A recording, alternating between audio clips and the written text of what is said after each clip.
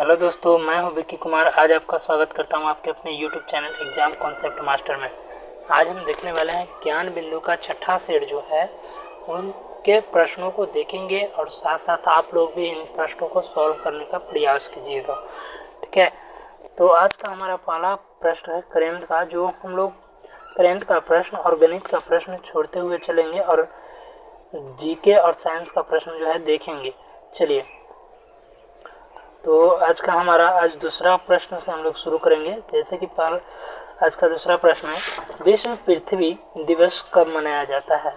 तो याद रखेंगे कि 22 अप्रैल को विश्व पृथ्वी दिवस के रूप में मनाया जाता है। सन 1970 से पृथ्वी दिवस सतत रूप से मनाया जा रहा है। मृदा, वायु, जल उनके प्रदूषण पर बढ़ती चिंता को उजागर करने के लिए 1970 में प्रथम पृथ्वी दिवस का आयोजन किया गया था। प्रथम पृथ्वी दिवस का आयोजन 1970 में किया गया था। उसके बाद सेविका मुख्यालय की बात की जाए, सेविका मुख्यालय तो यह कहाँ है? मुंबई। याद रखेंगे सेविका मुख्यालय। इसको प्रतिभूति बाजारों में निवेशकों की जोखिम से रक्षा हेतु 12 अप्रैल 1988 को स्थापना की गई थी और 30 जनवरी 1992 को वैधानिक दर्जा मिला था। स्थापना की बात की जाए तो 12 अप्रैल 1988 का सेबी की स्थापना होता है, जिसका मुख्यालय मुंबई में है, और 30 जनवरी 1992 को इसको जो है वैधानिक दर्जा मिल जाता है। अब आगे की बात की जाए तो अगला प्रश्न हमारा होगा, सेबी प्रतिभूति बाजार नियामक इकाई के साथ साथ अर्ध विधायी, अर्ध न्यायिक और अर्ध कार्यकारी की भूमिका निभाती है। उसका वर्तमान में सेबी की अध्यक्ष अगर बात की जाए तो माधवी पुरी बुच, जो कि एक महिला है। सेबी के संगठनात्मक ढांचे में भारत सरकार द्वारा नामित एक अध्यक्ष, 2 सदस्य, वित्त मंत्रालय के एक अधिकारी तथा दूसरा कंपनी प्रशासन अधिनियम 1956 से एक प्राधिकारी है। आरबीआई ने से एक अधिकारी तथा 5 से 3 अन्य सदस्य जो अस्थायी रूप से केंद्र सरकार द्वारा नियुक्त किए जाते हैं। भारतीय संविधान की उद्देशिका में न्याय शब्द निम्नलिखित में से किस संघ का उल्लेख नहीं है? न्याय शब्द में जो है किस संघ का उल्लेख नहीं है? तो कानून। याद रखें, कानून। भारतीय संविधान की प्रस्तावना में कानूनी न्याय का उल्लेख नहीं है। प्रस्तावना में सामाजिक न्याय, आर्थिक न्याय और राजनीतिक न्याय का उल्लेख है। उसके बाद बात की जाए तो 42वां संविधान संशोधन 1976 द्वारा प्रस्तावना में समाजवादी, पंथ निरपेक्ष, अखंडता शब्द जोड़े गए। सामाजिक, आर्थिक एवं राजनीतिक न्याय के तत्वों को 1917 ईस्वी में रूस की क्रांति से लिया गया। प्रस्तावना अमेरिका के संविधान से ली गई है, लेकिन प्रस्तावना की भाषा पर ऑस्ट्रेलिया संविधान की प्रस्तावना का प्रभाव है। प्रस्तावना में उल्लेखित स्वतंत्रता, समता, बंधुत्व के आदर्शों को फ्रांस की क्रांति 1789 से लिया गया। अब अगला प्रश्न है हमारा कि अरुण 3 जल परियोजना निम्नलिखित में से किस स्थान पर है? तो यह करंट का प्रश्न है, देख लेंगे नेपाल से। अरुण 3 जल परियोजना। अब आगे, नेपाल के अरुण नदी पर स्थित अरुण 3 जल परियोजना की क्षमता 900 मेगावाट है। इस परियोजना से विद्युत नेपाल में धलकेवर से भारत के मुजफ्फरपुर में भेजी जाएगी और नेपाल सरकार ने इस परियोजना का गठन 1992 ईस्वी में किया था, लेकिन पर्यावरण संबंधित चिंताओं और विरोध के फलस्वरूप यह परियोजना रुके हुए थे। वर्तमान में यह परियोजना निर्माणाधीन है। भारतीय संविधान के कौन से अनुच्छेद के अनुसार भारत के उपराष्ट्रपति के रूप में कार्य अथवा कृत्य का निर्वहन करते हैं? तो याद रखेंगे अनुच्छेद 63 को।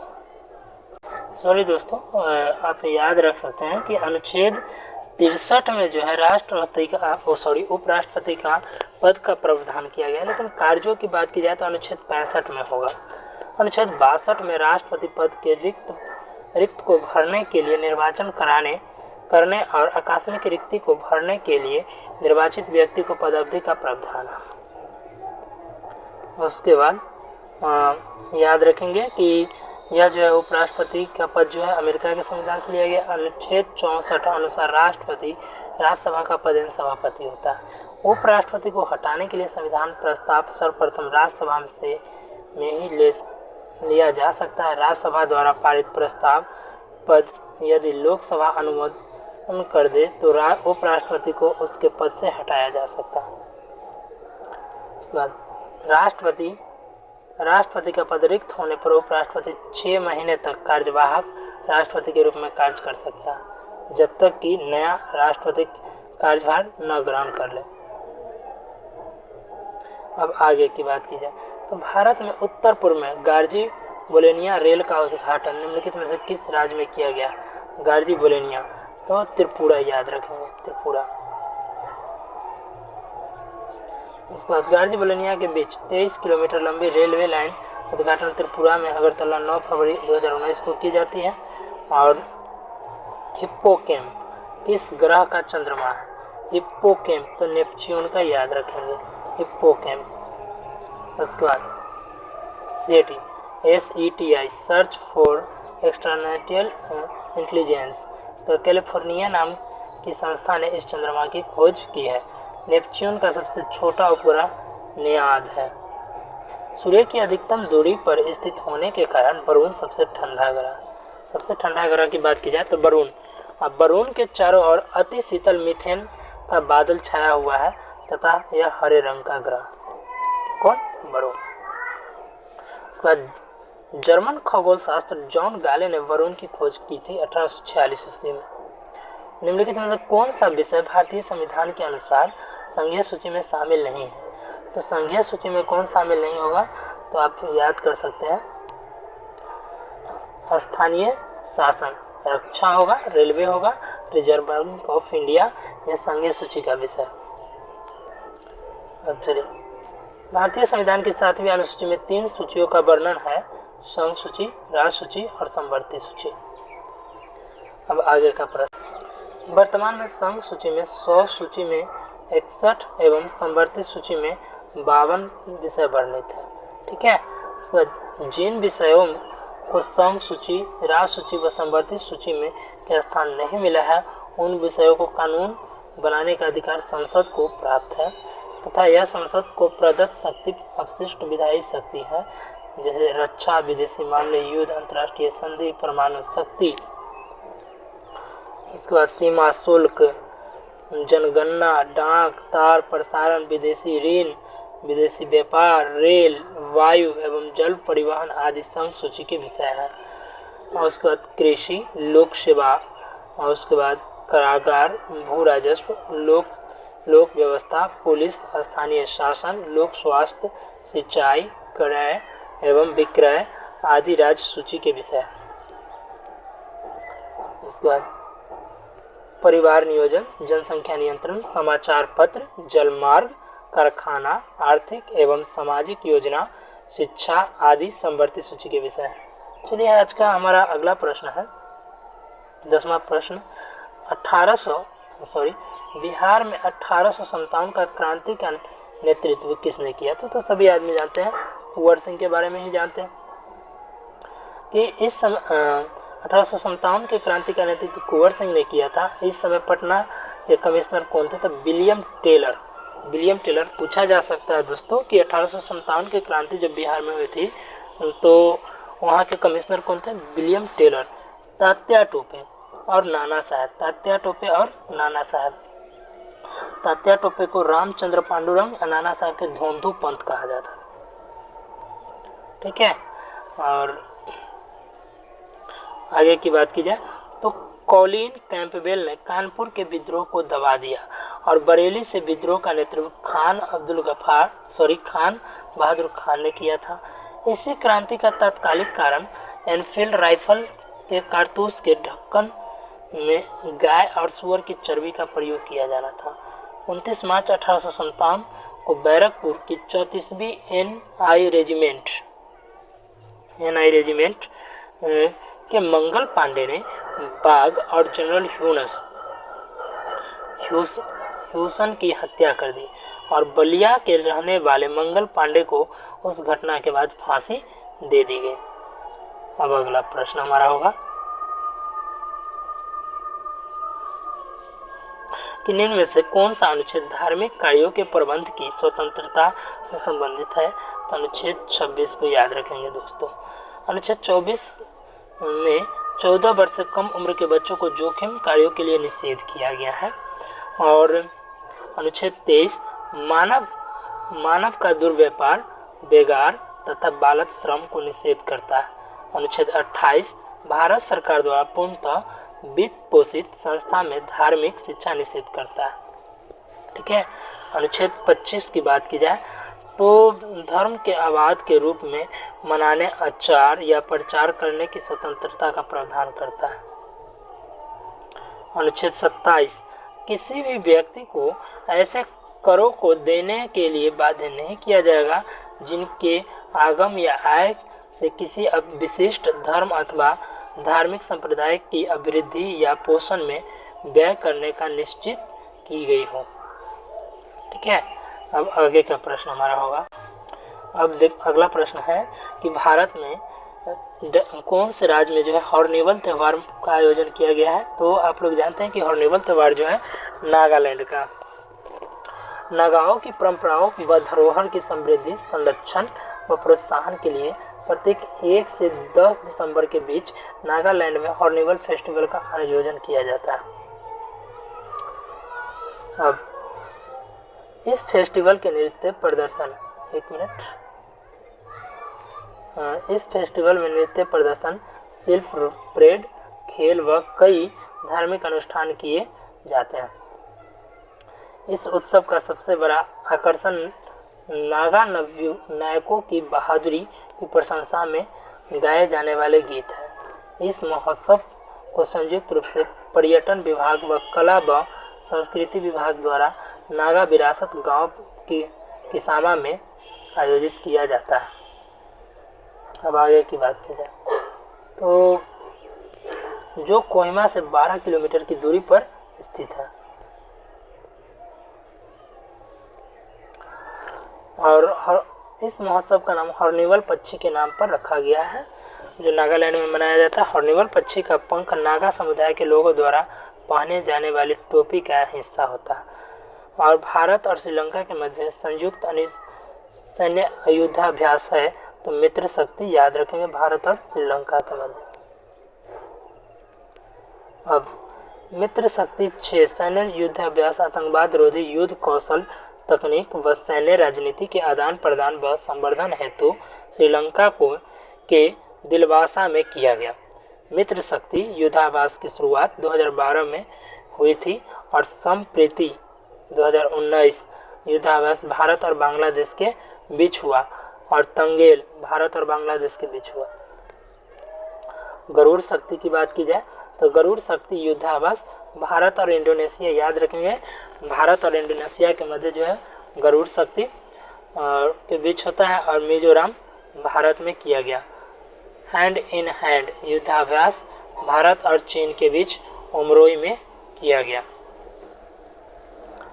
अगला है ब्रेड मोल्ड राइजोप्स में जनन होता है। ब्रेड मोल्ड राइजोप्स में तो बीजाणु गठन द्वारा ब्रेड मोल्ड राइजोप्स में जनन की प्रक्रिया बीजाणु का उपयोग कर लैंगिक प्रजनन द्वारा होता है। अब आगे का प्रश्न है कि लैंगिक प्रजनन जनन का वह प्रकार है जिसमें जीवों के जनक शरीर से 2 प्रकार के विशिष्ट कोशिकाएं नर और मादा युग्मक बनती है, जो एक दूसरे से मिलकर एक संयुक्त कोशिका युग्मनज बनाती है।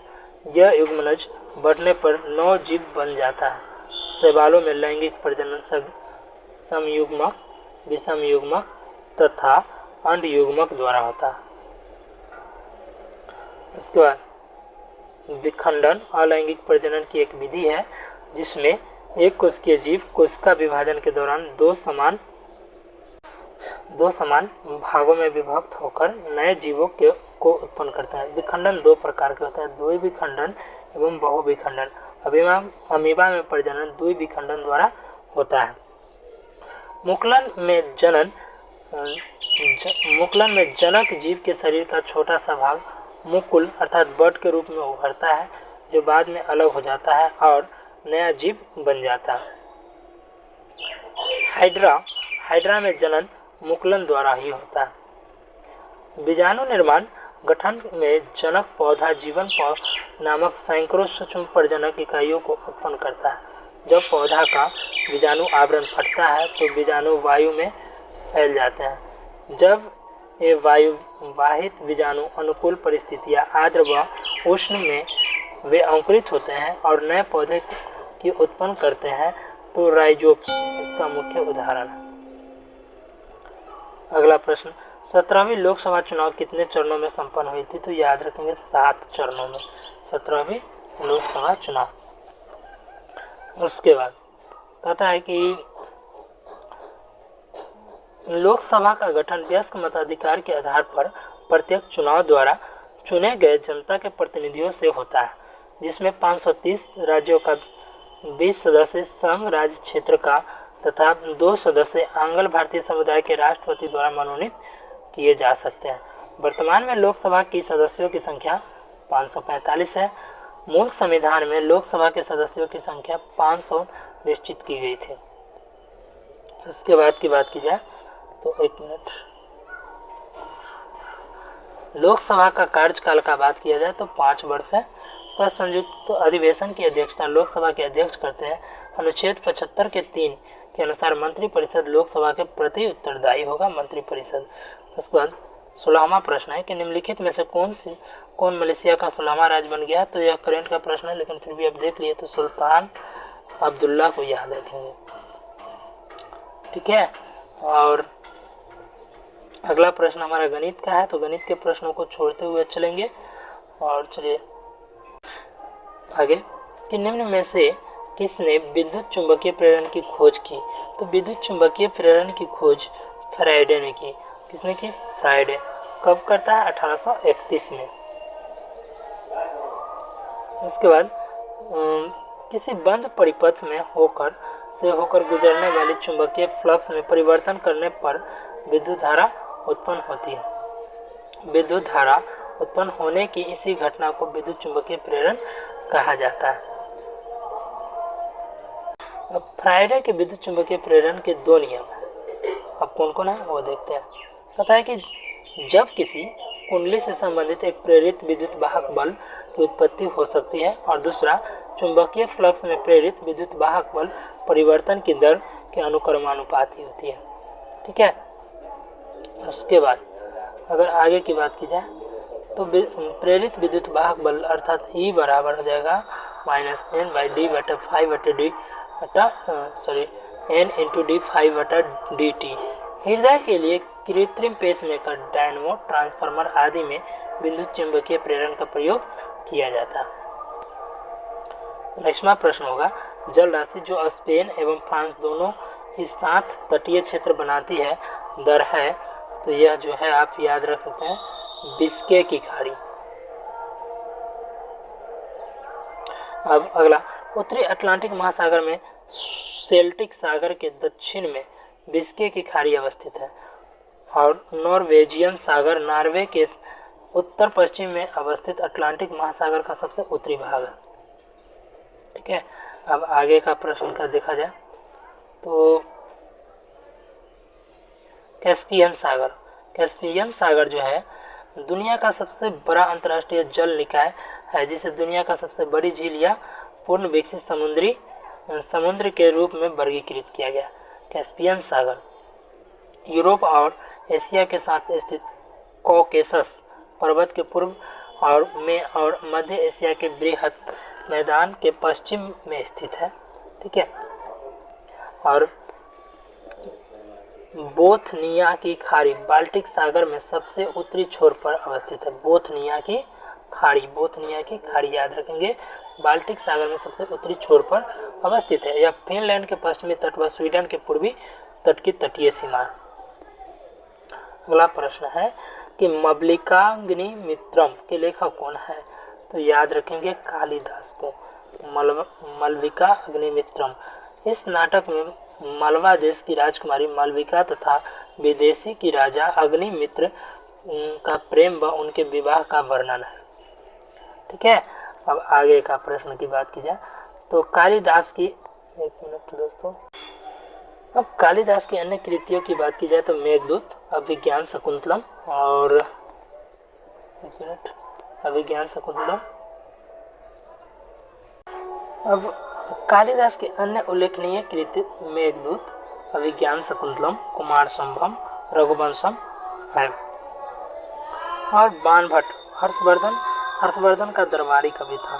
याद रखेंगे कि बाणभट्ट किसका दरबारी कवि था? हर्षवर्धन का, जिन्होंने कादम्बरी और हर्षवर्धन की जीवनी पर आधारित हर्षचरित की रचना की। कबीरदास की रचनाओं में प्रमुख है बीजक, रैमनी, शबद आदि। सूरदास की कृति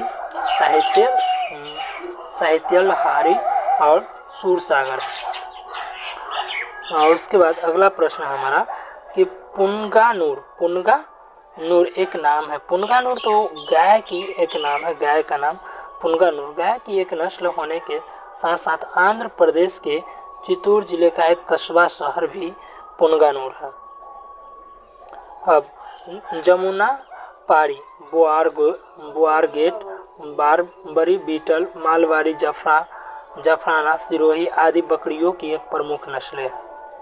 ठीक है, मुर्रा, जफराबादी, नीली, रावी और भदवाड़ी, नागपुरी, मेहसाना आदि भैंस की प्रमुख नस्लें। भारत में पाए जाने वाले हाथी एलिफस मैक्सिमस, सिग्नस, एशियाई हाथी और ग्रेट इंडियन एलिफेंटा की एक उप प्रजाति है।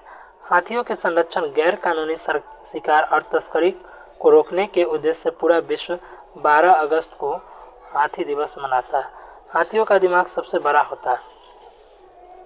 अगला प्रश्न हमारा करंट का है तो छोड़ के चलेंगे। नोंगड़े क्रेम फेस्टिवल में अच्छी फसल, शांति और समुदाय की समृद्धि के लिए प्रार्थना की जाती है। शिलोंग की खासी हिल्स के निवासियों द्वारा उत्साह से इस फेस्टिवल का आयोजन किया जाता है। ऑटम फेस्टिवल भी मेघालय का पर्यटन विकास है। मंच MTDF द्वारा मनाया जाने वाला मेघालय का एक उत्सव है। और बेहदीन खलम के नामक प्रसिद्ध संस्कृत त्यौहार मेघालय में जयंतिया हिल्स जिले के मुख्यालय जुवाई कास्वे से पनार जनजाति द्वारा मनाया जाता है। और यह त्यौहार फसल बुआई की समाप्ति के उपरांत हर वर्ष मध्य जुलाई में 3 दिनों के लिए मनाया जाता है। अगला प्रश्न हमारा गणित का है तो गणित के प्रश्नों को छोड़कर चलेंगे। और फिर देखिए उसके बाद का प्रश्न है हमारा कि समाचार पत्र राष्ट्रगोफ्तार, सच बताने वाला का संबंध निम्नलिखित में से किस धर्म के सुधारों से है? राष्ट्रगोफ्तार याद रखेंगे पारसी धर्म से। ठीक है, और आगे की अब बात की जाए तो समाचार पत्र राष्ट्रगोफ्तार का संबंध पारसी धर्म सुधार से। यह समाचार पत्र आंग्ल गुजराती पारसी धर्म के सुधार हेतु दादा भाई नरोजी एवं खरसेदजी कामा द्वारा प्रकाशित की गई थी। धन के निकासी बहिर्गमन का सिद्धांत दादा भाई नरोजी ने दिया। तो दादा भाई नरोजी को grand old man of India भी कहा जाता।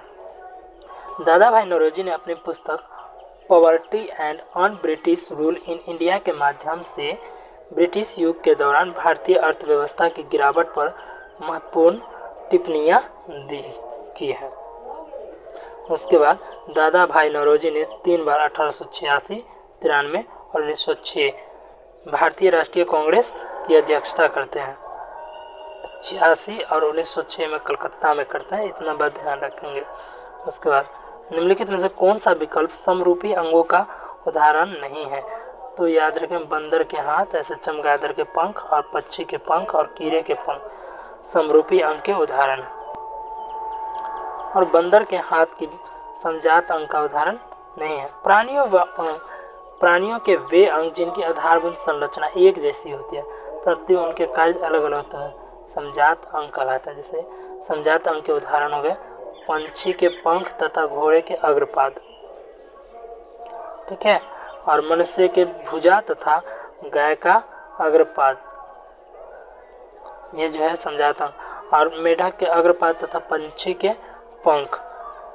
प्राणियों के वे अंग जो समान कार्य करते हैं तथा देखने में भी समान है लेकिन उनकी उत्पत्ति व संरचना भिन्न है, समरूप अंग कहलाते हैं। समरूप अंग के कुछ उदाहरण है, जैसे याद रख सकते हैं कि कीट के पंख तथा पक्षी के पंख, ठीक है, काम से है। और उसके बाद कीट के पंख तथा चमगादड़ के पंख समरूप अंग के उदाहरण है। चने के पौधे की लता तथा मटर के पौधे की लता समरूप अंग के उदाहरण। कैबिनेट मिशन प्लान की योजना के तहत संविधान सभा का गठन हुआ था, तो यह जो है नवंबर 1946, याद रखेंगे, नवंबर 1946 के तहत। अब बात किया जाए, नवंबर 1946 में कैबिनेट मिशन प्लान के तहत संविधान सभा का गठन होता है और 1946 में कैबिनेट मिशन योजना के तहत संविधान सभा का गठन किया गया और कैबिनेट मिशन को प्रधानमंत्री क्लेमेंट इटली याद रखेंगे द्वारा 15 मार्च 1946 को कैबिनेट मिशन भारत पहुंचता है। उसके बाद इस मिशन के 3 सदस्य थे, लॉर्ड पैथिंग लॉरेंस भारत का सचिव, उसके बाद सर स्टेफोर्ड क्रिप्स अध्यक्ष board of trade, AV Alexander नौसेना मंत्री। शुरुआत में कांग्रेस और मुस्लिम लीग दोनों ने ही कैबिनेट मिशन प्लान को स्वीकार किया, किंतु बाद में मुस्लिम लीग ने इसे अस्वीकार कर दिया और पाकिस्तान के निर्माण के लिए 16 अगस्त 1946 को प्रत्यक्ष कार्यवाही दिवस प्रारंभ कर दी। उसके बाद की बात करें, निम्नलिखित में कौन सी ऊष्मा की एक इकाई नहीं है, तो ऊष्मा की इकाई कैलोरी है ही, बीटीयू भी है और जूल भी है, याद रखेंगे। फोन नहीं होगा। फोन ध्वनि या शोर की प्रबलता स्तर की इकाई है। कैलोरी ऊर्जा और ऊष्मा की जूल कार्य व ऊष्मा की तथा बीटीयू ऊष्मा का परंपरागत इकाई है, ठीक है। और 1 ग्राम जल तथा का तापमान 1 डिग्री सेल्सियस बढ़ाने के लिए आवश्यक ऊष्मा की मात्रा कैलोरी है। 1 कैलोरी 4.186 जूल के बराबर होता है। 1 जूल का मान 0.24 कैलोरी होता है। 1 पाउंड जल का ताप 1.0 फ़ारेनहाइट बढ़ाने के लिए आवश्यक ऊष्मा की मात्रा 1 BTU अर्थात थर्मल यूनिट कहलाता है। 1 BTU थर्मल यूनिट जो होता है, बी थर्मल यूनिट 252 कैलोरी के बराबर होता है। अब आगे की बात की जाए, भारत में दोबारा चीता लाने के लिए राष्ट्रीय बाघ संरक्षण अथॉरिटी निम्नलिखित में से किस देश से चीता लाने की योजना बना रही है, तो याद रखें नामीबिया। अब नामीबिया की बात की जाए तो यह चीता लाने का राष्ट्रीय बाघ संरक्षण अथॉरिटी नामीबिया से आएगा और कितना 8। अब 1947 में भारत में आखिरी चीतदार चीता की मृत्यु हो गई थी और सन 1952 में देश में इस पशु को विलुप्त घोषित किया गया था। राष्ट्रीय बाघ संरक्षण अथॉरिटी केंद्रीय पर्यावरण मंत्रालय के अधीन एक संवैधानिक निकाय है। भारत में चीता दोबारा लाने की परियोजना की परिकल्पना 2012 ईस्वी में की गई थी। इसके बाद टाइगर टास्क फोर्स की सिफारिश के बाद 2005 में राष्ट्रीय बाघ संरक्षण अथॉरिटी की स्थापना की गई। अब अगला प्रश्न है हमारा कि भारत ने डैश की सहायता देने के लिए ऑपरेशन समुद्र मैत्री चलाया, तो याद रखेंगे इंडोनेशिया, ऑपरेशन समुद्र मैत्री। उसके बाद बात किया जाए तो सिस्मोलॉजी भूकंप के अध्ययन व पृथ्वी के अंदर भूकंपीय तरंगों के प्रसार से संबंधित है। रिंग ऑफ फायर जिसे सकर्म पैसिफिक बेल्ट या पैसिफिक रिंग ऑफ फायर भी कहा जाता है। विश्व में भूकंप का सबसे अधिक सक्रिय क्षेत्र है और इसकी अवस्थिति प्रशांत बेसिन में है। भूकंप की तीव्रता रिएक्टर स्केल द्वारा मापी जाती है, जिसका विकास अमेरिकी वैज्ञानिक चार्ल्स रिक्टर ने 1935 में की थी। अब उसके बाद की बात की जाए तो आगे का प्रश्न है हमारा, भूकंप की तीव्रता मापने के 3 स्केल हैं, रोसीफेरल स्केल, मार्केली स्केल और रिएक्टर स्केल। याद रखेंगे कि भूकंप की तीव्रता मापने के लिए 3 रॉसी-फेरल स्केल, मार्केली स्केल और रिएक्टर स्केल। लोथल किस नदी के निकट स्थित है? तो भोगवा नदी के किनारे। लोथल भोगवा नदी के किनारे। लोथल भोगवा नदी के तट पर स्थित है। हड़प्पाकालीन स्थल लोथल सिंधु सभ्यता का एक बंदरगाह शहर था। लोथल को लघु हड़प्पा या लघु मोहनजोदड़ो भी कहा जाता है। लोथल से चावल उपजाने के साक्ष्य प्राप्त हुए। सिर्फ लोथल शहर के दरवाजे मुख्य सड़क की ओर खुलते हैं। सिर्फ लोथल शहर के दरवाजे की बात की जाए, मुख्य सड़क की ओर खुलते हैं। अग्निकुंड लोथल एवं कालीबंगा दोनों स्थल से प्राप्त हुए हैं। अग्निकुंड लोथल एवं कालीबंगा दोनों स्थल से प्राप्त हुए हैं। सतलज नदी पर रो पर, घग्गर नदी पर कालीबंगन और रावी नदी पर हड़प्पा सेंधव नगर पर स्थित है। और भारत के संविधान में निम्नलिखित में कौन सी याचिका का उल्लेख नहीं है? तो कौन सी याचिका का उल्लेख नहीं है? तो आदेश का नहीं है, प्रतिषेध है, परमादेश है, अधिकार परीक्षा। भारतीय संविधान के आदेश याचिका का उल्लेख नहीं है। अनुच्छेद 32 के अंतर्गत सर्वोच्च न्यायालय को 5 प्रकार के रिट निकालने की शक्ति है। पहला बंदी प्रत्यक्षीकरण, ठीक है, कितने प्रकार का रिट देगा? 5 प्रकार का। बंदी प्रत्यक्षीकरण, परमादेश, प्रतिषेध, उत्प्रेषण, अधिकार परीक्षा। मौलिक अधिकारों को परिवर्तित करने के लिए नागरिकों को उच्चतम न्यायालय में याचिका आवेदन का प्रावधान है।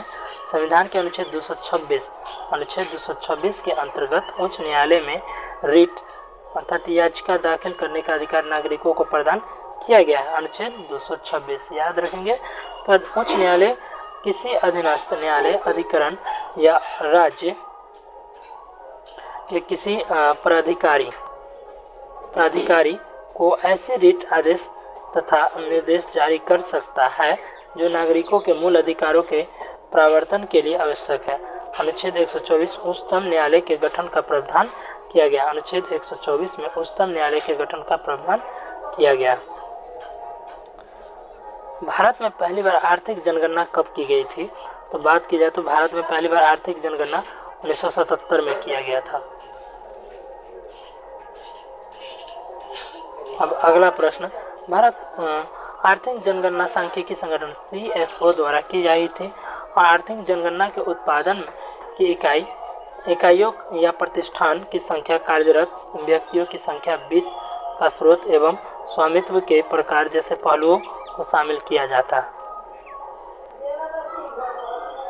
7वीं आर्थिक जनगणना का संचालन सांख्यिकी एवं कार्यान्वयन मंत्रालय द्वारा किया जा रहा है।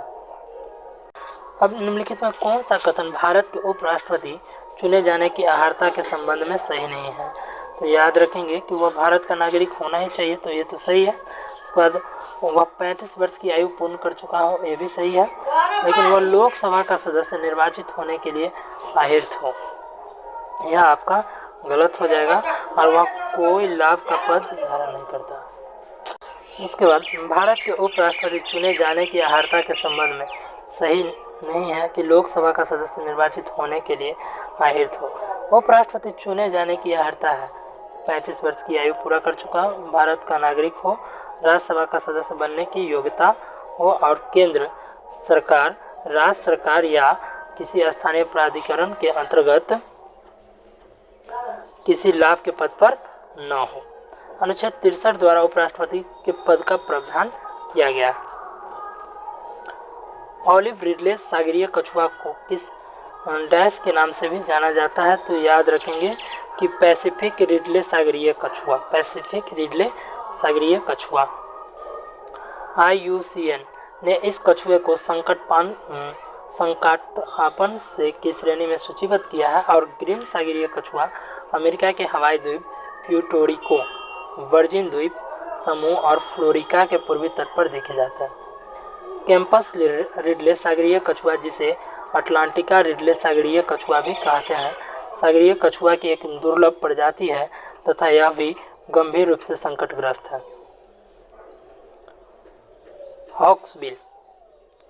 हॉक्सबिल सागरीय कछुआ का नाम उनकी संकीर्ण व नुकीली चोंच के कारण हॉक्सबिल सागरीय कछुआ रखा गया। हॉक्सबिल सागरीय कछुआ उष्णकटिबंधीय महासागरों में मुख्यतः प्रवाल भित्ति के क्षेत्रों में पाया जाता है। 35वां प्रश्न है कि मानव शरीर में गुब्बारे नुमा संरचना जिन्हें डैश कहा जाता है श्वसन के दौरान गैसीय आदान प्रदान के लिए सतह प्रदान करता है। तो याद रखें एल्वियोली याद रखें कि श्वसन के दौरान गैसीय आदान प्रदान के सतह पर जो गुब्बारे नुमा संरचना होती है उन्हें क्या कहते हैं? एल्वियोली। अब साइनस की बात की जाए तो खोपड़ी की हड्डी के घने हिस्से में हवा से भरा एक गुहा होता है। श्वास नली मनुष्य, पशुओं और पक्षियों के शरीर में वही नली होती है जो गले की अस्तर ग्रंथि को फेफड़े से जोड़ती है। श्वास नली मुख में फेफड़ा तक हवा पहुंचाने के रास्ते का एक महत्वपूर्ण भाग है। और कोपिका वायु में ऑक्सीजन का दाब 37 mmHg होता है, जबकि सीरा कोशिका में रक्त में ऑक्सीजन का दाब 46 mgHg होता है। निम्नलिखित में कौन सा कथन सही नहीं है? तो कौन सा कथन सही नहीं है? तो एथेनॉल पानी में घुलता नहीं है। ऐसे एथेनॉल कमरे के तापमान पर तरल होता है। एथेनॉल को सामान्यतः एल्कोहल कहते हैं। एथेनॉल अक्सर आयोडीन में भी इस्तेमाल किया जाता है। और एथेनॉल का बात किया जाए तो एथेनॉल का इस्तेमाल आयोडीन में भी किया जाता है। पेट, लाह, वर्निश के उपयोग के लिए एथेनॉल का एक प्रभावी विलायक है। एथेनॉल किण्वन का एक प्राकृतिक सह उत्पाद है। एथिलीन के जलयोजन से एथेनॉल का उत्पादन किया जाता है। 66वां सीनियर, तो यह करंट का प्रश्न है, इसे छोड़ के चलेंगे। और यह भी करंट का प्रश्न है तो इसे भी छोड़ के चलेंगे। चलिए अगला प्रश्न है, डैश के सदस्य सामान्यतः हरी शैवाल कहलाते हैं। हरी शैवाल कहलाते हैं तो क्लोरोफाइटा के सदस्य को सामान्यतः हरी शैवाल कहते हैं। हरी शैवाल उच्च रक्तदाब से पीड़ित व्यक्तियों के लिए लाभदायक है। उसके बाद शैवालों के अध्ययन को फाइकोलॉजी कहा जाता है। बर्फ पर पाए जाने वाले शैवाल को क्रिप्टोफाइटस कहते हैं। बर्फ पर पाए जाने वाले शैवाल को क्रिप्टोफाइटस, चट्टान पर पाए जाने वाले शैवाल को लिथोफाइट्स कहते हैं। उसके बाद जापान के निवासी पोराफाइरा नामक शैवाल का प्रयोग भोजन के रूप में करता है। अगला, ट्यूरिंग अवार्ड किस क्षेत्र से संबंधित है? ट्यूरिंग अवार्ड जो है कंप्यूटर विज्ञान एवं AI से संबंधित है। ट्यूरिंग अवार्ड, ठीक है। इस अवार्ड को कंप्यूटर क्षेत्र का नोबेल पुरस्कार कहा जाता है। दादा साहेब फाल्के पुरस्कार सिनेमा जगत का सर्वोच्च पुरस्कार, और 2020 का 52वां दादा साहेब फाल्के पुरस्कार जो है 2022 का आशा परेख को दिया गया। 51वां रजनीकांत को। और वर्ष 2023 का दादा साहेब फाल्के अवार्ड फिल्म अभिनेत्री रेखा को मिला है। उसके बाद अगला प्रश्न हमारा गणित का है। आगे के प्रश्न की बात करें, निम्नलिखित में कौन सी पर्वत श्रृंखला नेपाल से संबंधित नहीं है? तो Arakan Yoma, great Himalaya, Mahabharat श्रृंखला और शिवालिक श्रृंखला जो है नेपाल से संबंधित है। अब देखते हैं कि म्यांमार में स्थित Arakan Yoma, Naga hills, Bharat Burma सीमा, चीन हिल्स, उत्तर पश्चिमी बर्मा और पटकाई श्रृंखला भारत के पूर्वोत्तर में बर्मा के साथ लगी अंतर्राष्ट्रीय सीमावर्ती क्षेत्र भी शामिल है। अर्काना योमा श्रृंखला का कुछ भाग बंगाल की खाड़ी में डूबा हुआ है तथा अंडमान व निकोबार द्वीप समूह के रूप में फिर से उभरता है।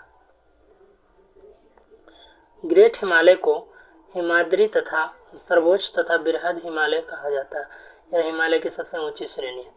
ग्रेट हिमालय में ही विश्व की सबसे ऊंची पर्वत चोटी एवरेस्ट स्थित है। महाभारत श्रृंखला हिमाचल श्रेणी अर्थात लघु या मध्य हिमालय का दूसरा नाम है। शिवालिक श्रृंखला हिमालय का नवीनतम भाग है। इसे निम्न या बाह्य हिमालय भी कहा जाता है, ठीक है। ओलंपिक के लिए चेट्टी रोबोट किस देश ने अनावृत किया? चेट्टी रोबोट तो जापान ने अनावृत किया। जापान ने ओलंपिक के लिए चैटी रोबोट अनावरण किया। 24 जुलाई से 9 अगस्त तक का जापान 2020 को अयन चेट्टी रोबोट का उपयोग करेगा। चेट्टी। उसके बाद यह रोबोट जापान कंपनी टोयोटा द्वारा बनाया गया है। उसके बाद की बात की जाए तो अगला तारों का टिमटिमाना तारों की रोशनी में के वायुमंडल से डैश के कारण होता है, तो याद रखेंगे अपवर्तन के कारण। उसके बाद अपवर्तन के कारण वायुमंडल में तारों की रोशनी का विचलन तारों का टिमटिमाना है। जब प्रकाश की किरण एक माध्यम से दूसरे माध्यम में प्रवेश करती है तो अपने हाथ से विचलित हो जाती है। यही घटना प्रकाश का अपवर्तन कहलाता है। अगला प्रश्न हमारा होगा, अपवर्तन के कारण जल के भीतर पड़ी छड़ी मछली अपने वास्तविक गहराई से कुछ ऊपर उठी हुई प्रतीत होती है।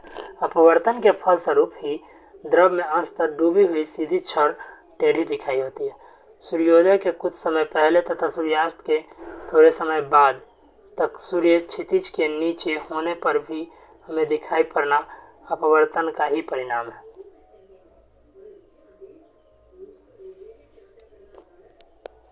जल से भरे बर्तन के पेंदी में परे सिक्के का थोड़ा ऊपर उठा हुआ प्रतीत होना अपवर्तन की घटना है। उसके बाद कोई वस्तु यदि स्थिर है या निश्चित वेग से एक सीधी रेखा पर गति कर रही है तो यदि उस पर कोई बाह्य बल नहीं लगाया जाए तो वह अपनी प्रारंभिक अवस्था में ही बनी रहती है। यह कथन है। तो आप लोग यह कथन जानते हैं, न्यूटन के गति का प्रथम नियम सभी आदमी जानते ही हैं। अगला प्रश्न है, आगे का बात किया जाए तो न्यूटन की गति का प्रत्येक वस्तु विरामावस्था या सरल रेखा पर एक समान गति की अवस्था में तब तक रहती है जब तक कि उस पर लगे बाह्य बल के द्वारा वह अपनी अवस्था में परिवर्तन के लिए बाध्य न हो। न्यूटन के प्रथम गति के नियम को जड़त्व का नियम कहता है और न्यूटन के गति के नियमों को अपनी पुस्तक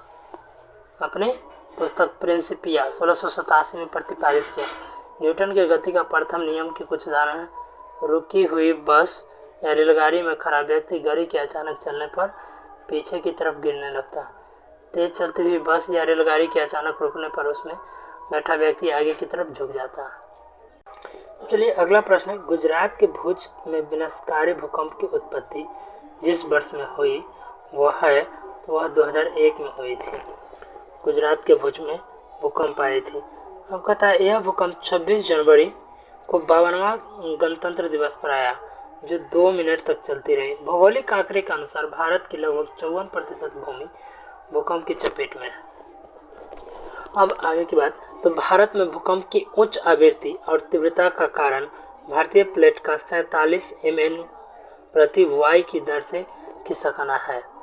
अब आगे की बात की जाए तो भूकंप के उद्भव स्थान को भूकंप केंद्र कहा जाता है और अधिकेंद्र भूकंप के केंद्र के ठीक ऊपर पृथ्वी की सतह पर स्थित बिंदु को अधिकेंद्र कहते हैं। चलिए अगला प्रश्न। अब आगे विद्युत विभवांतर की एसआई इकाई क्या है? तो विद्युत विभवांतर की एसआई इकाई जो है वोल्ट है। वोल्ट एक अदिश राशि है। इटली के प्रसिद्ध वैज्ञानिक एलेसेंड्रो वोल्टा के सम्मान में विभव की इकाई वोल्टा रखा गया है। उसके बाद वोल्ट मीटर एक यंत्र है जिसके द्वारा विभवांतर की माप की जाती है। एम्पियर विद्युत धारा की एसआई मात्रक है। और आगे की बात की जाए तो निम्नलिखित में से कौन मानव जीवन के सभी दुखों के नाश के लिए अष्टांगिक मार्ग का सलाह देता है? तो गौतम बुद्ध जो है अष्टांगिक मार्ग का सलाह देता है। पहला था उसमें सम्यक दृष्टि, सम्यक संकल्प, सम्यक वाणी, सम्यक कर्मांत। और आगे की बात की जाए तो सम्यक आजीव, सम्यक व्यायाम, सम्यक स्मृति एवं सम्यक समाधि। पता है कि बुद्ध द्वारा गृह त्याग को महाअभिनिष्क्रमण कहते हैं और बुद्ध द्वारा दिए गए प्रथम उपदेश धर्म चक्र प्रवर्तन और बुद्ध की मृत्यु महापरिनिर्वाण कहा गया। और वर्तमान महावीर जैन धर्म के 24वें एवं अंतिम तीर्थकर हुए। उसके बाद निम्नलिखित में कौन सा लॉर्ड कर्जन का योगदान नहीं था, तो याद रखेंगे। अब लॉर्ड कर्जन की बात की जाए तो पुलिस सुधार, बंगाल विभाजन और सेना व न्यायिक सुधार इनके शासनकाल में हुआ था, इनको याद रखना है। इनकी शासन अवधि की बात की जाए तो 1899 से 1905 तक की थी। सती प्रथा पर रोक इन्होंने नहीं लगाया था। चलिए अगला प्रश्न हम देखें। अब बात किया जाए कि सती प्रथा पर रोक में लॉर्ड कर्जन का योगदान नहीं। 1829 में लॉर्ड विलियम बेटिंग ने राजा राम मोहन राय के सहयोग से सती प्रथा को गैर कानूनी घोषित किया। कर्जन का शासन अवधि हम अभी जस्ट बताए थे 1899 से 1905। अब लॉर्ड कर्जन ने सैनिक प्रशिक्षण के किचनर में परीक्षा को शामिल कर सैन्य सुधार स्वरूप सेना की युद्ध क्षमता को बढ़ाया। लॉर्ड कर्जन ने भारत में पहली बार ऐतिहासिक इमारतों, धरोहरों की सुरक्षा एवं मरम्मत के लिए भारतीय पुरातत्व विभाग की स्थापना करते हैं। अकाल आयोग का गठन कर्जन ने सर एंटनी मैकडोनाल्ड की अध्यक्षता में किया। उसके बाद कर्जन के कार्यकाल में ही 1904 ईस्वी में भारतीय विश्वविद्यालय अधिनियम पास किया गया। उसके बाद निम्नलिखित में से कौन 29 अगस्त 1947 को गठित प्रारूप समिति के सदस्य नहीं थे, तो याद रखें कि डॉक्टर बी.आर. अम्बेडकर थे, सर सैयद मोहम्मद सदुल्लाह और डॉक्टर के.एन. मुंशी 7 सदस्य थे प्रारूप समिति में। प्रारूप समिति के अध्यक्ष भीमराव अम्बेडकर थे, एन गोपालस्वामी अयंगर, अलादि कृष्ण स्वामी अय्यर, मोहम्मद के मुंशी ए.बी. और उसके बाद बी.एल. मित्र एवं डी.पी. खेतान थे। प्रारूप समिति के द्वारा तैयार संविधान का प्रारूप संविधान के अध्यक्ष के समक्ष 21 फरवरी 1948 को पेश किया गया। उसके बाद डी.पी. खेतान की मृत्यु जो होती है 1948 के बाद टी.टी. कृष्णमाचारी को बी.एल. मित्र के स्थान पर एन. माधवराव को प्रारूप समिति का सदस्य बनाया जाता है और संविधान के संविधान सलाहकार बी.एन. राव ने 243 अनुच्छेद एवं 13 अनुसूचियों वाली संविधान का प्रथम प्रारूप तैयार किया था।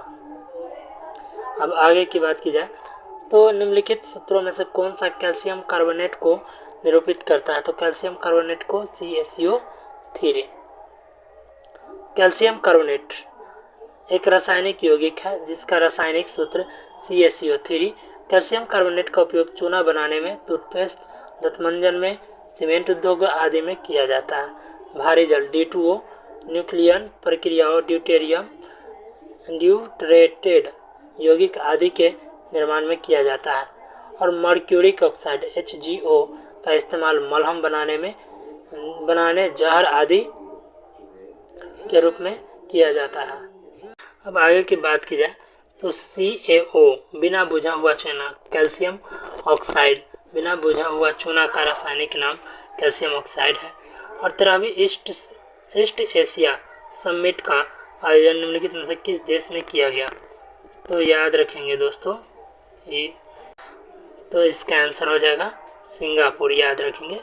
उसके बाद पूर्वी एशिया शिखर सम्मेलन एशिया पैसिफिक क्षेत्र के 18 देशों के नेताओं द्वारा संचालित एक मंच है जिसका गठन क्षेत्रीय शांति, सुरक्षा व समृद्धि के उद्देश्य से किया गया था। भारत शुरुआत से ही 2005 ईस्वी में सम्मेलन में भाग ले रहा है। पहला ईस्ट एशिया समिट का आयोजन 14 दिसंबर 2005 को मलेशिया के कुआलालंपुर में किया गया। शुरुआती समय में 16 देशों के नेताओं द्वारा ही इस मंच का संचालन किया गया। 2011 के छठे पूर्वी एशिया शिखर सम्मेलन में 2 देश रूस और अमेरिका ने भी भाग लिया।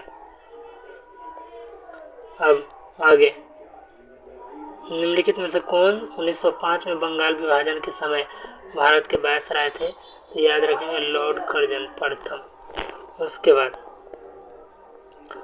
20 जुलाई 1905 को शिमला में बंगाल विभाजन की घोषणा की गई और बंगाल को 2 प्रांतों में विभाजित किया गया, पूर्वी बंगाल एवं असम प्रांत तथा पश्चिमी बंगाल। ढाका को पूर्वी बंगाल का मुख्यालय बनाया गया और लॉर्ड एल्गिन ने बहावी आंदोलन का दमन किया।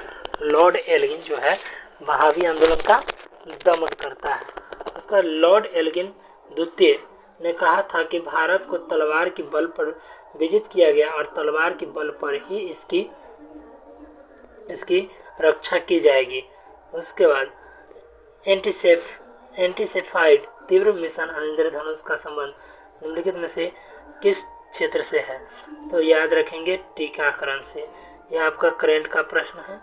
और आगे का अगर बात की जाए तो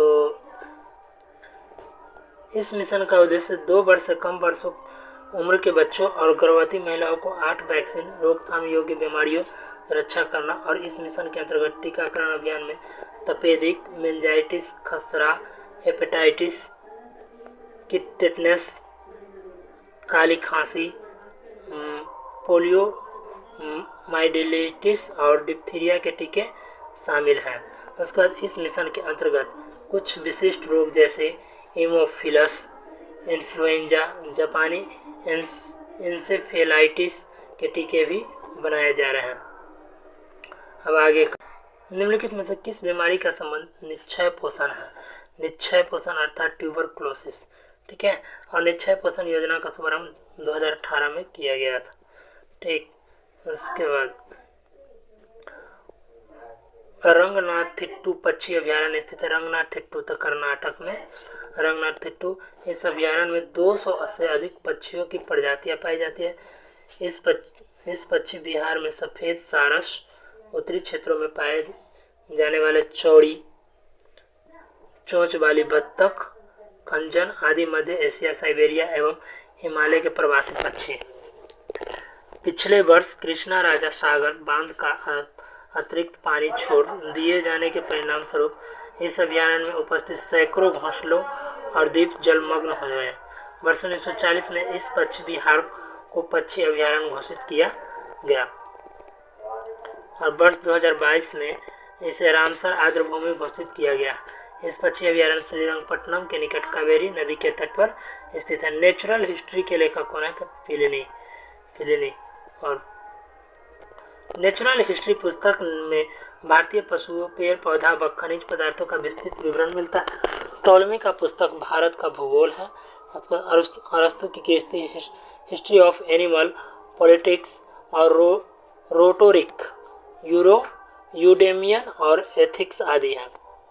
सिकंदर महान अरस्तु के शिष्य थे। इतिहास के पिता हेरोडोटस की कृति हिस्टोरिका है। चलिए, करंट के प्रश्नों को तो हम छोड़ते ही चले आ रहे हैं, तो करंट के प्रश्नों पर ध्यान नहीं देंगे। अगला प्रश्न है, ट्राई की स्थापना 1997 में की गई थी। यह बात सही है। और ट्राई की स्थापना संसद द्वारा पारित कानून द्वारा की गई थी। ये दोनों कथन सही है। और आगे के कथनों को देखें तो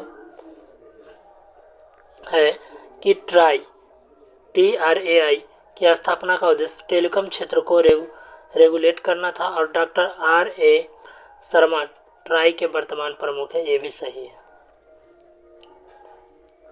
अब इसकी स्थापना की बात की जाए तो 1997 में होती है। ट्राई की स्थापना संसद द्वारा पारित कानून से की गई थी। ट्राई की स्थापना का उद्देश्य टेलीकॉम क्षेत्र को रेगुलेट करना था और वर्तमान में प्रमुख डॉक्टर RM शर्मा है और जबकि वर्तमान 2023 में डॉक्टर DP बघेला है। ठीक। अब अगला क्वेश्चन है, सर चार्ल्स वुड्स का डिस्पैच या वुड प्रेषण भारतीय इतिहास डैश क्षेत्र में मील का पत्थर था। तो शिक्षा के क्षेत्र में। ठीक है। Charles Woods British East India Company के बोर्ड ऑफ कंट्रोल के अध्यक्ष थे। चार्ल्स वुड्स द्वारा भारत के तत्कालीन गवर्नर जनरल लॉर्ड डलहौजी को 1854 में एक सुझाव पत्र भेजा जिसे वुड्स डिस्पैच या वुड का घोषणा पत्र कहा गया। यह एक व्यवस्थित, संतुलित, विस्तृत एवं बहुआयामी शिक्षा प्रस्ताव था, इसलिए इसे भारतीय शिक्षा का मैग्ना कार्टा भी कहा जाता है। और इसमें स्कूल स्तर की शिक्षा का माध्यम देसी भाषाओं एवं उस शिक्षा का माध्यम अंग्रेजी बनाए जाने का सुझाव था। वुड डिस्पैच में इस बात पर भी बल दिया गया कि सरकारी शिक्षण संस्था में दी जाने वाली शिक्षा धर्मनिरपेक्ष हो। निम्नलिखित में कौन से कथन सही है? तो कौन से कथन सही है देखेंगे। चलिए, भारत के केंद्रीय मंत्रिमंडल ने इसरो के टेक्निकल लाइजॉन यूनिट की मॉस्को में स्थापना की मंजूरी दी है, ये भी सही है। ITLU इसरो के आधिकारिक प्रतिनियुक्त होंगे, ये भी सही है। और इसरो का गगनयान मानव अंतरिक्ष कार्यक्रम 15 अगस्त 2022 को पूरा करने का लक्ष्य रखा गया, ये भी सही है। चलिए, अगला प्रश्न हमारा होगा, हम मिलान करना था। अहमदाबाद मिल हड़ताल जो है 1918 में होता है, खेरा सत्याग्रह भी 1918 में, जलियांवाला बाग हत्याकांड 1919 में, और चंपारण सत्याग्रह 1917 में। चंपारण सत्याग्रह की सफलता के बाद गांधी जी का अगला प्रयोग 1918 में अहमदाबाद की एक कॉटन टेक्सटाइल मिल में अहमदाबाद मिल हड़ताल था। ठीक है, अब आगे की प्रश्नों की बात।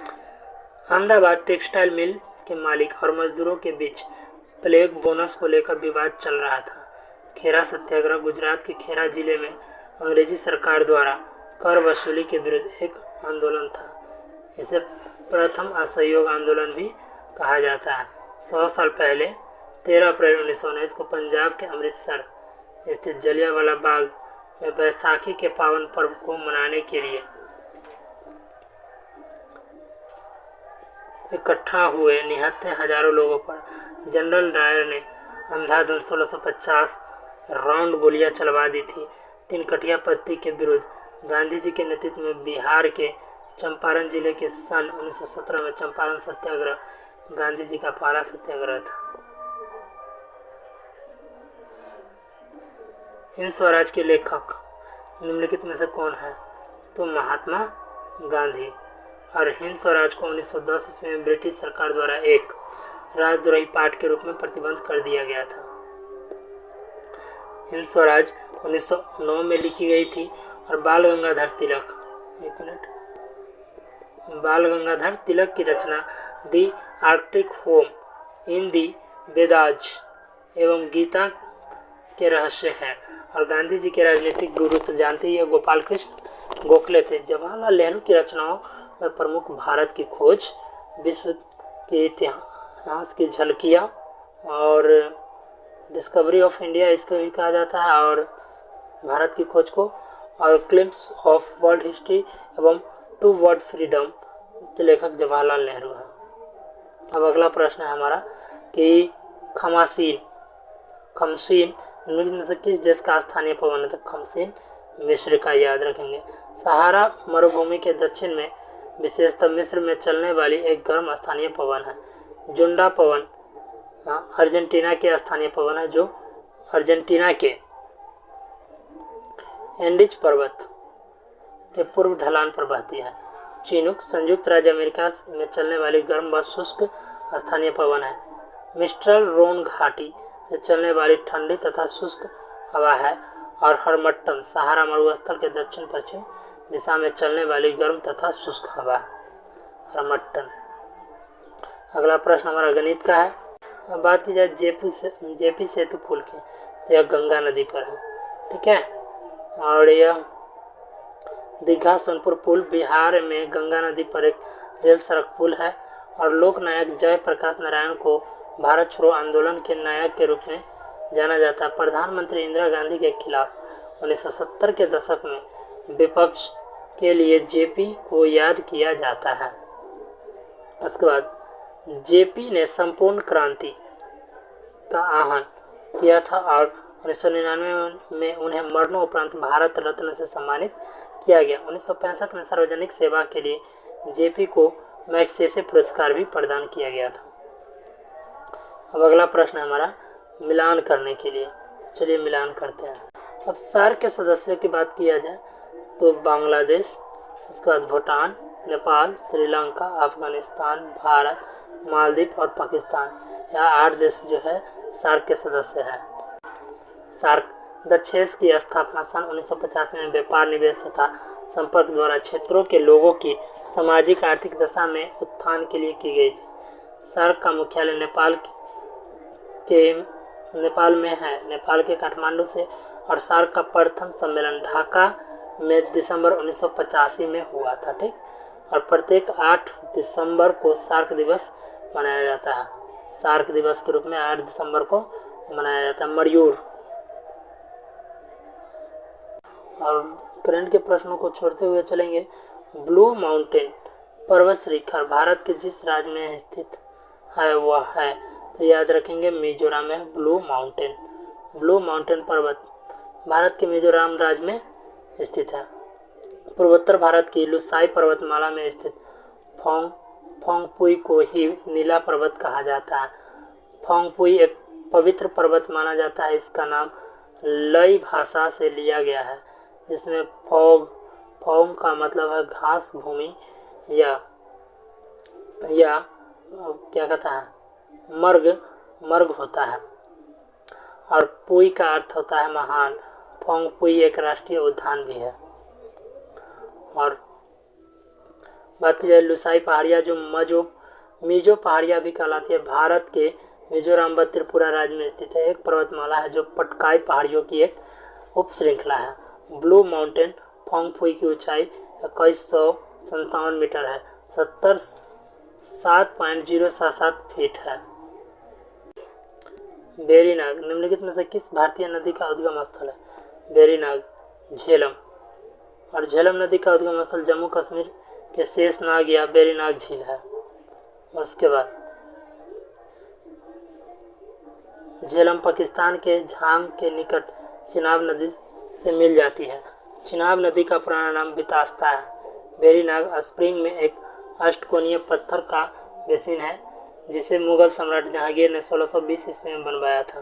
वेरीनाग रिंग बेद के नदी सूक्त 10/75 में आर्य निवास में प्रवाहित होने वाली नदियों का वर्णन मिलता है। इनमें मुख्य है कुंभा काबुल नदी पर, करमू कुर्रम और गोमती गोमल, और सिंधु परुष्णी नदी पर है। उसके बाद रावी जो है सिंधु परुष्णी, रावी अशुतुद्री को सतलज वर्तमान में जाना जाता है, बितास्ता को झेलम, सरस्वती, यमुना और गंगा। भारत के प्रधानमंत्री अगर बात की जाए तो भारत के प्रधानमंत्री राष्ट्रपति द्वारा नियुक्त किया जाता है। कितना के द्वारा? अनुच्छेद 75 के तहत। अनुच्छेद 75 के में यह प्रावधान है कि राष्ट्रपति प्रधानमंत्री की नियुक्ति करेगा तथा अन्य मंत्रियों की नियुक्ति राष्ट्रपति प्रधानमंत्री की सलाह पर करेगा। प्रधानमंत्री मंत्रिपरिषद का नेता होता है। अनुच्छेद 78 के अनुसार प्रधानमंत्री का कर्तव्य है कि वह संघ के प्रशासन संबंधी और विधान विषयक की सभी जानकारी मांगे जाने पर राष्ट्रपति को दे। आगे प्रधानमंत्री को पद की शपथ राष्ट्रपति द्वारा दिलाई जाती है। 91वां संविधान संशोधन अधिनियम 2003 द्वारा यह व्यवस्था की है कि मंत्रिपरिषद में मंत्रियों की कुल संख्या पर प्रधानमंत्री सहित लोकसभा के कुल सदस्यों की संख्या के 15% से अधिक नहीं होगी। अगला प्रश्न है कि 1931 में इंडियन नेशनल कांग्रेस का अधिवेशन कहाँ आयोजित किया गया था? तो कराची में। ठीक है।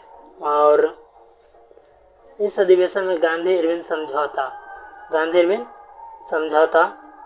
1931 का समर्थन किया गया, जिसने कांग्रेस को ब्रिटिश सरकार के साथ समान स्तर पर बात करने का अवसर प्रदान किया। और सरदार वल्लभ भाई पटेल की अध्यक्षता में एकमात्र कांग्रेस सत्र था। लाहौर कांग्रेस अधिवेशन 1929 में जवाहरलाल नेहरू की अध्यक्षता में पूर्ण स्वराज की मांग रखी गई थी। इसी अधिवेशन में गोलमेज सम्मेलन का बहिष्कार करने का निर्णय लिया गया था। चलिए अब पटना के बांकीपुर में 1912 में भारतीय राष्ट्रीय कांग्रेस ने राव बहादुर रघुनाथ नरसिंह उधौलकर की अध्यक्षता में 27वां अधिवेशन आयोजित किया था। भारतीय राष्ट्रीय कांग्रेस अधिवेशन 1911 कलकत्ता में पश्चिम बंगाल में विश नारायण धर की अध्यक्षता में आयोजित सत्र में पहली बार जनगण मन गाया गया था। उसके बाद डिजिटल करेंसी एवर निम्नलिखित में से किसके द्वारा लॉन्च की गई है? तो याद रखेंगे UAE अब्बा सऊदी अरब के द्वारा। ठीक। चीन की आधिकारिक मुद्रा का नाम क्या है? तो रॉनबिन युआन। रॉनबी की मूल इकाई है येन। जापान का आधिकारिक मुद्रा है। कतरी रियाल कतर की मुद्रा है। और स्विस फ्रैंक स्विट्जरलैंड और लिक्टेनस्टीन की आधिकारिक मुद्रा है। उसके बाद पंछी के बारे में निम्नलिखित में से कौन से कथन सही है? तो कथनों को पढ़ते हैं। यह इजराइल का उत्पाद है, तो यह गलत है। और यह निशांत नामक यूएई का एक संस्करण है, तो यह आपका सही है। और इसमें कैमरा तथा लेजर उपकरण लगाया गया है, तो यह भी सही है। और यह भारत का उत्पाद है, तो यह भी सही है। यह करंट का प्रश्न था। चलिए, मिल्क ऑफ मैग्नीशिया का पीएच कितना होता है? तो पीएच याद करेंगे 10.5 MgOH के हॉल्ट ऑयल। और मिल्क ऑफ मैग्नीशिया एक अकार्बनिक यौगिक है जिसका रासायनिक सूत्र MgOH के हॉल्ट ऑयल, इसमें मैग्नीशियम हाइड्रोक्साइड कहा जाता है। यह जल में घुलने पर दूध जैसे दिखता है। इसका उपयोग पेट की अम्लता दूर करने में किया जाता है। MgOH के हॉल्ट ऑयल की प्रकृति में ब्रोसाइट खनिज के रूप में होता है और मैग्नीशियम हाइड्रोक्साइड एंटासिड का सामान्य घटक है। अगला प्रश्न हमारा होगा 88वां प्रश्न है हमारा कि वह उपकरण जो विद्युत धारा उत्पन्न करने के लिए इस्तेमाल किया जाता है कहलाता है जनित्र कहलाएगा। क्या कहलाएगा? जनित्र। वह उपकरण जो विद्युत धारा उत्पन्न करने के लिए इस्तेमाल किया जाता है जनित्र कहलाता है। विद्युत जनित्र एक ऐसी युक्ति है जो यांत्रिक ऊर्जा को विद्युत ऊर्जा में परिवर्तित कर देती है। इस विद्युत जनित्र में प्रायः माइकल फैराडे के विद्युत चुंबकीय प्रेरण के सिद्धांत का प्रयोग किया जाता है। उसके बाद गैल्वेनोमीटर एक विद्युत चुंबकीय उपकरण है जिसका उपयोग विद्युत धारा का पता लगाने में किया जाता है। गैल्वेनोमीटर का आविष्कार एंड्रे मेरी एम्पियर ने वर्ष 1834 में किया। विद्युत मोटर एक विद्युत यांत्रिकी उपकरण है जो विद्युत ऊर्जा को यांत्रिक ऊर्जा में बदलती है। यह विद्युत चुंबकीय प्रभाव पर कार्य करता है। अगला प्रश्न है, निम्नलिखित में से कौन सी अधातु कमरे के ताप पर तरल होती है? तो ब्रोमीन कमरे के ताप पर तरल अवस्था में होती है। ब्रोमीन अधातु कमरे के ताप पर तरल अवस्था में रहती है और यह लाल भूरे रंग का द्रव है। फ्रांस के वैज्ञानिक बेलार्ड ने ब्रोमीन की 1826 ईस्वी में की थी खोज। और उसके बाद आयोडीन का एक रासायनिक तत्व है और यह हमारे आहार के प्रमुख तत्वों में से एक है। इसकी कमी से दिमाग और शरीर के विकास से जुड़ी घेंघा रोग हो जाती है। और आगे की बात की जाए तो आयोडीन गर्दन के पास पाए जाने वाली थायराइड ग्रंथि है, ठीक है। और विकास के लिए जरूरी ट्राइआयोडोथ्राइन और T3 और थायरोक्सिन T4 हार्मोन उत्पन्न करती है। सल्फर हल्के पीले रंग का स्वाद रहित और गंध रहित ठोस पदार्थ है। अब आगे की बात की जाए तो अगला प्रश्न है कि सल्फर का उपयोग कीटनाशक पदार्थ, दिया, सलाई, बारूद जैसे पदार्थों में किया जाता है। और हाल ही में विश्व बैंक की सहायता में कृषि क्षेत्र का स्मार्ट प्रोजेक्ट भारत के किस राज्य में शुरू किया गया है? तो महाराष्ट्र में। और निम्नलिखित में से किसके द्वारा poverty and on British rule India के पुस्तक लिखी गई है? तो दादा भाई नौरोजी के द्वारा, ठीक। और दादा भाई नौरोजी ने धन निष्कासन का सिद्धांत दिया है और poverty and on British rule in India 1901 में दिया था। और दादा भाई नौरोजी ब्रिटिश संसद चुने गए पहले भारतीय सदस्य थे। दादा भाई नौरोजी ने क्रमशः 1865 से 66 में लंदन इंडिया सोसाइटी तथा ईस्ट इंडिया एसोसिएशन की स्थापना में सहयोग दिया। दादा भाई नौरोजी का सहयोग भारतीय राष्ट्रीय कांग्रेस की स्थापना में भी रहा था और इसने 3 बार 1886, 93, 1906 के अध्यक्ष चुने गए। महादेव गोविंद रानडे भारतीय समाज सुधारक, विद्वान एवं न्यायविद थे। उन्होंने पूना सार्वजनिक सभा, अहमदनगर शिक्षा समिति और भारतीय राष्ट्रीय कांग्रेस की स्थापना में महत्वपूर्ण भूमिका निभाई थी। इन्होंने गोपाल कृष्ण गोखले का गुरु तथा बाल गंगाधर तिलक के राजनीतिक और सोच का विरोधी माना जाता है। अगला प्रश्न करेंट का है। और उसके बाद चलिए हमारा अगला प्रश्न है कि पीर पंजाल श्रेणी हिमालय की एक पर्वतमाला है जो भारत के हिमाचल प्रदेश व जम्मू कश्मीर राज्य और पाक अधिकृत कश्मीर तक फैली हुई है। पीर पंजाल श्रेणी में पीर पंजाल दर्रा, बनिहाल दर्रा, सिंथन दर्रा आदि प्रमुख है। कुमायूं हिमालय के पश्चिमी मध्य खंड व सतलज नदी से 200 मील यानी 320 किलोमीटर पूर्व में काली नदी तक विस्तृत है। उसके बाद काली नदी को महाकाली, काली गंगा या शारदा भी कहते हैं। यह उत्तराखंड में अवस्थित है। अब आगे की बात की जाए, आज का हमारा 99 नंबर प्रश्न है कि निम्नलिखित में से कौन बाह्य ब्राह्म समाज उनके संस्थापक है? तो याद रखेंगे राजाराम मोहन राय। ब्राह्म समाज के संस्थापक राजाराम मोहन राय। और ब्राह्म समाज भारत का एक सामाजिक धार्मिक आंदोलन था जिसने भारत में पुनर्जागरण युग को प्रभावित किया। 1828 में ब्राह्म समाज को राजाराम मोहन राय और द्वारिकानाथ द्वारा टैगोर ने स्थापित किया था। सन 1815 में राजाराम मोहन राय ने आत्मीय सभा की स्थापना की। फ्रेंड्स, अगर वीडियो अच्छी लग रही है तो वीडियो को लाइक जरूर करें, वीडियो को शेयर करें। और आज का यह हमारा लास्ट प्रश्न है कि प्रथम आंग्ल सिख युद्ध निम्नलिखित में से किन वर्षों में हुआ था? तो याद रखेंगे प्रथम आंग्ल सिख युद्ध 1845 से 46 में हुआ था। ठीक है, अब देखें तो प्रथम आंग्ल सिख युद्ध लॉर्ड हार्डिंग के काल में सिख शासक दिलीप सिंह व उनके वजीर लाल सिंह सेनापति तेजा सिंह के विरुद्ध लड़ा गया। युद्ध के दौरान सिख बढ़ते और अंततः उनकी हार हुई। सन 1846 में लाहौर संधि के युद्ध समाप्त हो गया और द्वितीय आंग्ल सिख युद्ध के समय गवर्नर जनरल लॉर्ड डलहौजी था।